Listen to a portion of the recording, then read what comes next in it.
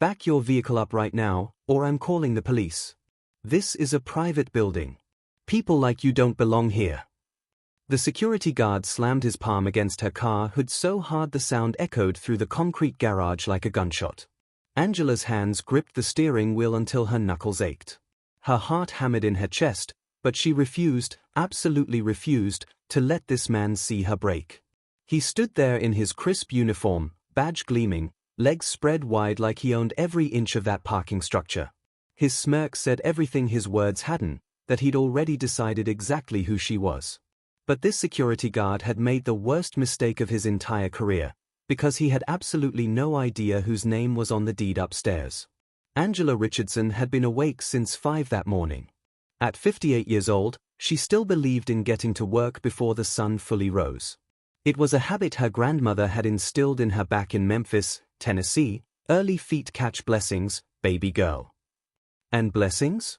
Angela had certainly caught her share. She guided her silver Honda Accord through downtown Atlanta traffic, moving with the rhythm of a city she'd called home for over 30 years. The car was 10 years old. Paid off. Reliable. She could have driven something flashier. Lord knows she could afford it. But Angela Richardson wasn't the flashy type. She was the type to build a catering business from her kitchen table. The type to work double shifts while raising 2 boys alone. The type to save every spare dollar until she could buy her first property at 43. And then her second. And then her third. Now, at 58, she owns 7 commercial properties across Atlanta. Combined value? Just over $22 million. But you wouldn't know it by looking at her. This morning, she wore simple slacks, a cream blouse, and comfortable flats. Her reading glasses hung from a chain around her neck. Her natural gray hair was pulled back in a low bun. She looked like what she was, a hardworking black woman who'd earned every single thing she had. But that's not what the security guard saw when she pulled up to the garage entrance of the Westbrook Commerce Building. He saw something else entirely. The gate arm was down. Angela slowed her Accord to a stop and reached for her access card. That's when he stepped out of the booth. "Hold it right there." Angela looked up. The guard was young, maybe 30, with a crew cut and a jawline that looked like it had never been told no. His nameplate read, Kyle Messer. "Good morning," Angela said, her access card ready. "I'm just heading up to my usual spot on level 3. Kyle didn't even glance at the card. "This is a private building," he said slowly, as if she might not understand English. "Authorized personnel only." Angela felt the first flicker of heat in her chest. "I understand that. I'm authorized. I'm actually..." He held up a hand. "I'm going to need you to back your vehicle up. You're blocking the entrance." There was no one behind her. The garage was nearly empty. "Excuse me?" Angela said. But here's the part that changed everything. Kyle leaned down to her window. Close enough that she could smell stale coffee on his breath. "Let me make this real clear," he said quietly. "This building is for business owners and executives. Not for..." He looked at her car. At her clothes. At her face. "Delivery drivers who got lost." Angela's blood went cold. Then hot. Then cold again. "Delivery driver?" she repeated. "Look, I don't want any trouble." Kyle straightened up. "But if you don't move this vehicle in the next 30 seconds, I'm calling Atlanta PD. And trust me, you do not want that." Angela had faced racism before. She'd faced it when banks refused her first business loan. She'd faced it when clients questioned whether she was really the owner of her catering company. She'd faced it every single time someone looked at her skin and made an assumption. But this? Being denied access to a building she owned? This was something else entirely. "What's your name?" Angela asked calmly. "You don't need my name. What you need is to reverse out of here before I..." "Kyle Messer." Angela read his badge. "Is that correct?" Something flickered in his eyes. A small crack in the confidence. "You need to leave. Now." "I'm not going anywhere," Angela said. "And I suggest you call your supervisor immediately." Kyle laughed. Actually laughed. "My supervisor? Lady, My supervisor hired me specifically to keep people like you out. Atlanta's changing, but this building isn't. Now move. He slammed his palm against her hood. Bang! The sound ricocheted off concrete walls. Angela flinched. She couldn't help it. And Kyle? He smiled. Yeah, he said softly. That's what I thought. But if only he knew what was coming next. Angela's hands trembled as she reached for her phone. Not from fear. From rage. 30 years of building. Of sacrifice. Of proving herself over and over again in a world that constantly demanded receipts for her success. And here was this man, this boy, telling her she didn't belong in her own building. She opened her camera app and pressed record. What do you think you're doing? Kyle snapped. I'm documenting this interaction, Angela said, her voice steady now. For my records. Turn that off. No. I said turn it off. Kyle reached for her phone through the window. Angela pulled back. Touch me and this becomes assault. Kyle's face twisted. Red crept up his neck. You think you're smart, he hissed. You think recording me is gonna change anything? I'll tell the cops you tried to run me over. Who do you think they're gonna believe? Angela felt sick. Because she knew the answer. She knew exactly who they would believe. But she kept recording anyway. I'm going to ask you one more time, Angela said. Please call your supervisor. I need to speak with whoever manages this building. Lady, the people who manage this building don't talk to people like you. People like me? You know what I mean. Say it. Kyle leaned in. Fine. Black.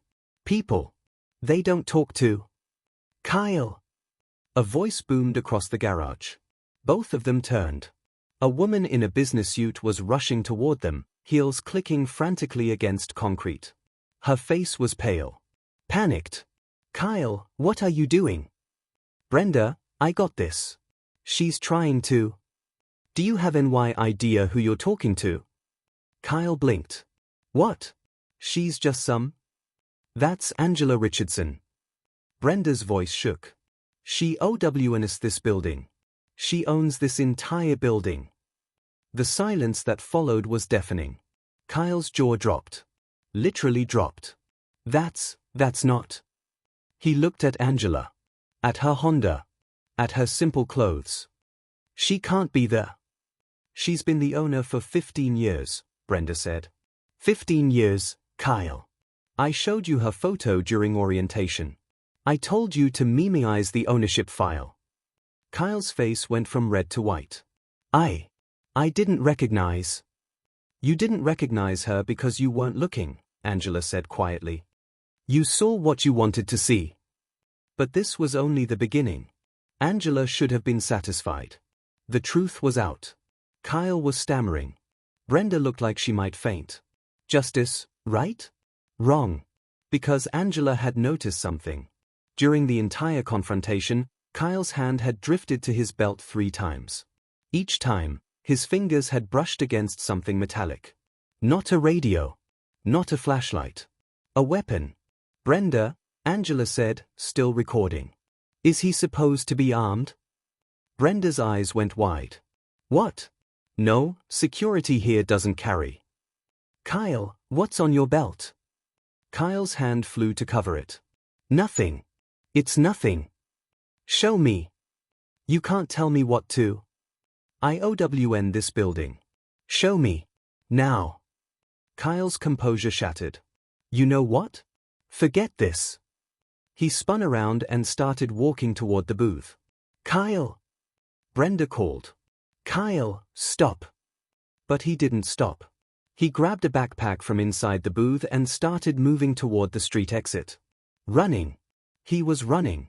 Angela's instincts kicked in. She threw her car into park and jumped out. Someone stop him. But here's the part no one saw coming. A black Dodge Charger screeched into the garage entrance. Blue lights flashed. Kyle froze. The driver's door opened, and a tall black man in plainclothes stepped out, badge hanging from a chain around his neck. Going somewhere? Kyle's mouth opened. Nothing came out. The man walked toward him slowly. Deliberately.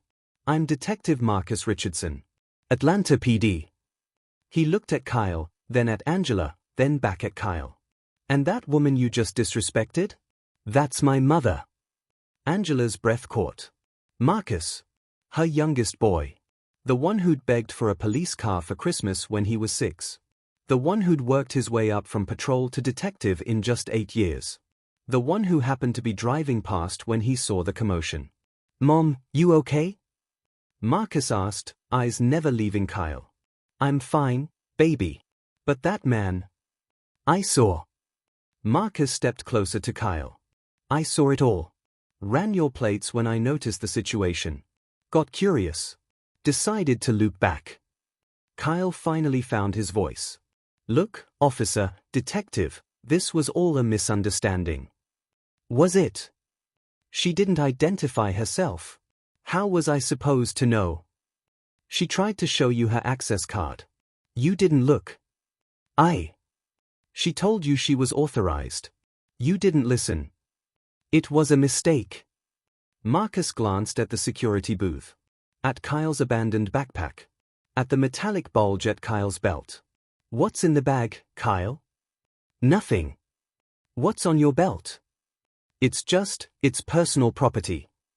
Then you won't mind if I take a look. Kyle's face crumbled. And that's when Angela knew. This was about more than racism. This was about something much, much bigger. The next 2 hours changed everything. Marcus called for backup. 2 patrol units arrived within minutes. Kyle was detained, not arrested yet, just detained, while officers searched the security booth. What they found made Angela's stomach turn. The backpack contained 3 tenant mailbox keys. Keys Kyle shouldn't have had access to. His belt held a compact pistol. Unregistered. Illegal.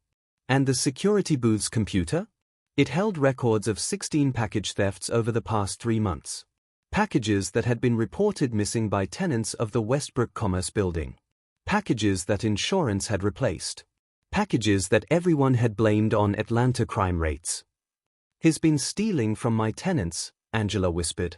Not just stealing, Marcus said grimly. He's been profiling them. Look at this. He showed her the computer screen. A spreadsheet. Tenant names. Apartment numbers. Estimated income levels. Delivery schedules. And a column labeled, risk level. Every black tenant was marked as low risk. Every white tenant was marked as high risk, avoid. Kyle had been targeting black residents specifically because he assumed no one would investigate when their packages went missing.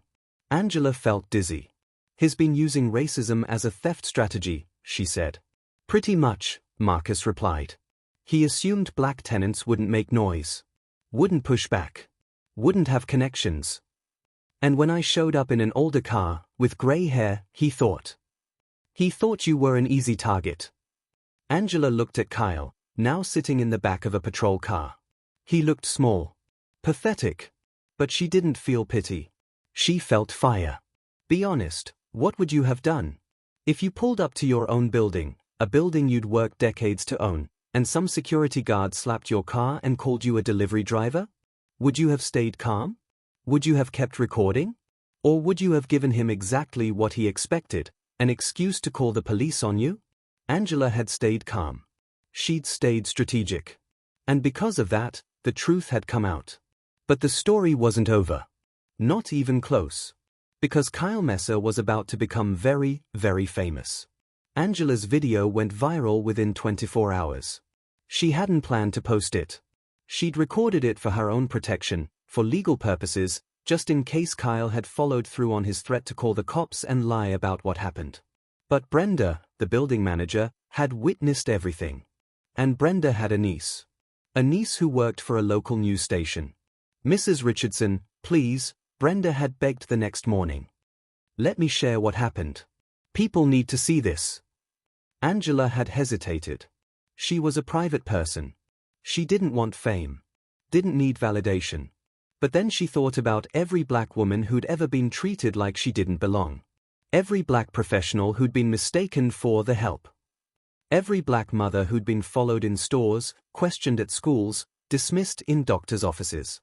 Okay, Angela said. Share it. The video hit Twitter first. Then Facebook. Then every major news outlet in Georgia. Within 48 hours, Angela Richardson was the most talked about woman in Atlanta. Black businesswoman harassed at her own building. Security guard didn't know he was talking to the owner. Angela Richardson, the $22 million woman they tried to turn away. The headlines were everywhere. But so were the comments. The support was overwhelming. Thousands of black women sharing their own stories of being dismissed, disrespected, underestimated. But there was also hate. She should have just shown her ID. Why was she being difficult? If she really owned the building, why didn't she dress like it? Angela read every comment. Every single one. And with each hateful message, her resolve grew stronger. She wasn't going to let this go. She was going to make an example. Kyle Messer was officially arrested 2 days after the incident. The charges were extensive. Grand theft, 16 counts. Possession of an unregistered firearm. Criminal trespassing. Making terroristic threats. But Angela's lawyer, a sharp woman named Denise Watkins, wasn't satisfied. "There's more here," Denise said during their meeting. "Kyle didn't get those mailbox keys on his own. Someone gave them to him." "What do you mean?" "Those keys are master keys. Only 3 people have access to them, you, Brenda, and the property management company." Angela's heart sank. "You think someone inside was helping him?" "I think we need to find out." The investigation expanded. Records were pulled. Emails were subpoenaed. Employee files were examined. And what they found was devastating. Kyle Messer had been hired by a staffing agency, but the staffing agency had ties to a larger property management firm. A firm that had been trying to buy the Westbrook Commerce Building for years. A firm owned by a man named Gregory Hartwell. Gregory Hartwell had sent Angela at least 15 offers over the past decade. Each one more aggressive than the last. "Sell to me, Mrs. Richardson. You don't have the resources to maintain a building this size. Let a professional handle it." Angela had refused every single time. And now? Now it looked like Gregory Hartwell had planted Kyle in her building specifically to cause chaos. If tenants felt unsafe, if packages kept disappearing, if crime seemed to rise, property values would drop. Tenants would leave. Angela would be forced to sell. "He's been sabotaging me," Angela realized. "That's what it looks like," Denise confirmed. And just when things seemed calm, the real storm began. Gregory Hartwell wasn't just a shady businessman. He was under federal investigation. And not for property fraud. For money laundering. The FBI had been watching Gregory for 18 months. Shell companies. Offshore accounts. Real estate purchases that didn't add up. When Kyle Messer was arrested, when his connection to Gregory's staffing agency became public, federal agents finally had the thread they needed to pull. Kyle, facing decades in prison, made a choice. He flipped. He told investigators everything. Gregory had promised him $50,000 to create problems at the Westbrook building. The package thefts were just the beginning. Kyle had been instructed to escalate, to provoke tenants, to make false reports, to do whatever was necessary to destroy Angela Richardson's reputation and business. He said she was an easy target, Kyle admitted in his recorded statement. He said nobody would believe a black woman over a white security guard. He said I'd never get caught. Kyle was wrong. Gregory Hartwell was wrong. And 3 weeks after Angela Richardson was told she didn't belong in her own building, Gregory Hartwell was arrested at his Buckhead mansion. Federal agents. Handcuffs. Cameras everywhere. It was national news. Real estate mogul arrested in scheme targeting black property owners. Angela watched the footage from her living room. Gregory Hartwell, red-faced, screaming about his lawyers, being shoved into the back of an FBI vehicle. She felt no joy. No satisfaction. Only exhaustion. And, beneath that exhaustion, something that felt almost like peace. The trials happened over the following year. Kyle Messer pleaded guilty to all charges. He received 12 years in federal prison, with no possibility of parole for the first 8. Gregory Hartwell fought every charge. He hired the most expensive lawyers in Georgia. He called in every favor. He claimed he was a victim of a politically motivated investigation. The jury didn't buy it. He was convicted on 14 counts, including conspiracy, wire fraud, money laundering, and civil rights violations. His sentence, 23 years. But for Angela, justice wasn't just about prison sentences. It was about change. She used her platform, the interviews, the podcast appearances, the speaking invitations, to advocate for black property owners across America. She testified before the Georgia state legislature about discriminatory practices in real estate. She established a foundation, the Richardson Legacy Fund, to provide legal resources for black entrepreneurs facing housing and property discrimination. She didn't do it for fame. She did it because she knew her story wasn't unique. For every Angela Richardson who owned the building, there were thousands of black women who'd been turned away, pushed out, priced out. And they deserved someone fighting for them. Would you have stayed quiet in her position? Think about it. Angela could have just fired Kyle and moved on. She could have accepted an apology, kept things private, avoided the spotlight. But she knew that silence protects the guilty. She knew that every time a black woman accepts disrespect quietly, it emboldens the next Kyle. The next Gregory. So she spoke up. And because she spoke up, a federal investigation was launched. A money laundering scheme was exposed. A man who'd been targeting black property owners for years was finally held accountable. One moment of courage. Millions of lives impacted. 2 years after the incident, Angela pulled her silver Honda Accord into the Westbrook Commerce Building's parking garage. The gate arm lifted automatically. A new security guard smiled and waved from the booth. "Good morning, Mrs. Richardson." "Morning, Terrence." She parked in her usual spot on level 3. Grabbed her bag. Walked toward the elevator. Everything was the same. And everything was different. The building was fully leased now, a waiting list of businesses wanting to rent space. Property values had doubled. The Richardson name was synonymous with integrity, resilience, and excellence. Angela pressed the elevator button. The doors opened. Inside stood a young black woman, maybe 25, clutching a leather portfolio and looking nervous. "Going up?" Angela asked. "Yes, I have a meeting. With the owner." Angela smiled. "First time here?" "Yes. I'm hoping to rent space for my business. I'm starting a catering company." The young woman's voice trembled. "I know it's probably too expensive. I know this building is prestigious. But I thought maybe." Angela looked at her. At the hope in her eyes. At the fear. At the determination. She saw herself. 40 years ago. No money. No connections. Just a dream and a willingness to work. "What's your name, sweetheart?" "Jasmine. Jasmine Turner." Angela extended her hand. "Nice to meet you, Jasmine. I'm Angela Richardson." Jasmine's eyes went wide. You're the Angela Richardson? The owner?" "That's me." "Oh my God. Oh my God. I'm so sorry, I didn't recognize you, I should have." Angela held up a hand. "Don't apologize. Never apologize for dreaming big." She pressed the button for the top floor. "Now, tell me about this catering company of yours." Jasmine started talking. Nervously at first. Then with passion. Then with fire. By the time the elevator reached Angela's floor, a decision had been made. "I'm going to give you the small suite on the second floor," Angela said. "Reduced rent for the first 2 years. After that, we will renegotiate." Jasmine's eyes filled with tears. "Why? You don't even know me." Angela looked at her, really looked at her. "Because someone took a chance on me once. And because black women in business need to lift each other. That's how we survive. That's how we win." Jasmine hugged her.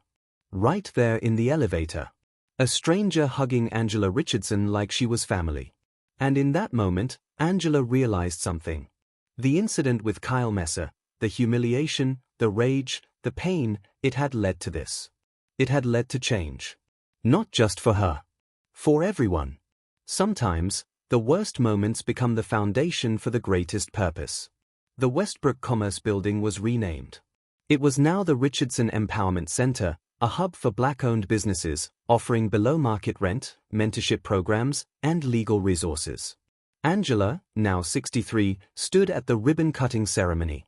Behind her, Marcus, now a sergeant. His wife. Their 2 kids. Behind them, Jasmine Turner, whose catering company now employed 40 people and served clients across Georgia. Behind them, hundreds of business owners, community members, and supporters. The mayor of Atlanta handed Angela the ceremonial scissors. "Mrs. Richardson, a few words." Angela looked at the crowd. At the faces that looked like hers. At the dreams that looked like hers once had. "5 years ago," she began, "a man in a uniform told me I didn't belong here. He told me that people like me, black people, weren't welcome. He slapped my car. He threatened to call the police. He tried to make me feel small." She paused. "But here's the thing about black women. You can't make us small. You can try. Lord knows people have tried. But every time you push us down, we rise higher. Every time you tell us no, we build our own yes." Applause rippled through the crowd. "This building isn't just about business," Angela continued. "It's about legacy. It's about making sure that the next generation of black entrepreneurs, the next Jasmine, the next Angela, never has to fight alone. We build together. We succeed together. And when someone tries to tell us we don't belong, we buy the building." Laughter. Cheers. Tears. Angela cut the ribbon. Confetti rained down. And somewhere in the crowd, a grandmother held her granddaughter's hand. "You see that woman up there, baby?" "Yes, Grandma. She owns all of this. She built all of this. And you know what that means?" "What?" "It means you can too. It means we can too. Always." Angela Richardson didn't set out to become a symbol. She set out to go to work. But sometimes, life forces you into moments that define you. Moments where you have to choose between silence and courage. She chose courage. And because of that choice, a criminal was caught. A conspiracy was exposed. A community was empowered. And a generation of black women were reminded of something they should never forget. Dignity doesn't stop at a parking gate. Excellence doesn't require explanation. And when they tell you that you don't belong, smile. Pull out your deed. And show them whose name is on the building. Asterisk in memory of every black woman who was ever told she didn't belong. Asterisk. Asterisk keep building. Keep rising. Keep owning. Asterisk. If this story moved you, drop a comment below. Tell me, have you ever been judged because of how you looked? Have you ever had someone underestimate your power? And if you're a black woman watching this, or anyone who's ever been dismissed and disrespected, I want you to know something. Your value isn't determined by their ignorance. Your worth isn't defined by their assumptions. You are enough. You are worthy. You belong. Now go out there and own it.